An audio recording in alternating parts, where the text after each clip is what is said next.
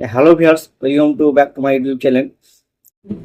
আপনার নাম থেকে আন্ডার অ্যাডজুডিকেশন বা ডিলেট অপশন সরেছে কিনা সেটা শুধুমাত্র আপনার ভোটার কার্ড নম্বর দিয়ে চেক করে পারবেন। এর জন্য আপনাকে ভোটার লিস্ট ডাউনলোড করা কোনো প্রয়োজন হবে না। শুধুমাত্র আপনার ভোটার কার্ড নম্বর দিয়ে আপনি চেক করে পারবেন আপনার অ্যাডজুডিকেশন বা ডিলেট অপশন সরেছে কিনা। তো কিভাবে চেক করবেন এই ভিডিওর মাধ্যমে সম্পূর্ণ দেখানো হবে স্টেপ বাই স্টেপ। দেরি করে ভিডিও শুরু করছেন। একটা ইন্টারভিউ খুলে যাবে, ইন্টারভিউ খুলে যাওয়ার এখান থেকে সার্চ ইলেকট্রাল রোল এখানে ক্লিক করতে হবে। এখানে ক্লিক করে দেবো। এখানে ক্লিক করলে তোমার সামনে এইভাবে একটা ইন্টারফেস খুলে যাবে।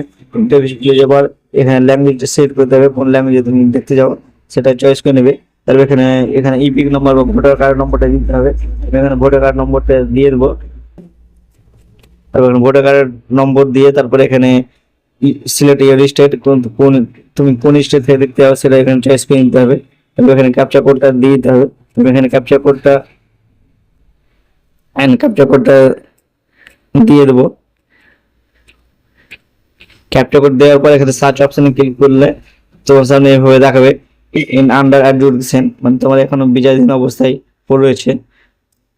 এখানে দেখতে পাচ্ছ কোনো সার্চ রেলওয়ান, এখানে কোনো আন্ডার অ্যাডজুডিকেশন বা ডিলিট কিছু নেই। তো এইভাবে দেখে নিতে পারবে তোমার কোন পাড়া এবং তোমার পুলিশ স্টেশন, তোমার কোন বিধানসভা সব কিছু এখানে দেখতে পাবে। তো ভিডিওটি যদি ভালো লেগে থাকে লাইক শেয়ার কমেন্ট করতে ভুলবেন না, এবং এই ধরনের ভিডিও পেতে আমাদের চ্যানেলটি সাবস্ক্রাইব করে আইকন অন রাখবেন সবার ভিডিও পাওয়ার জন্য। ধন্যবাদ।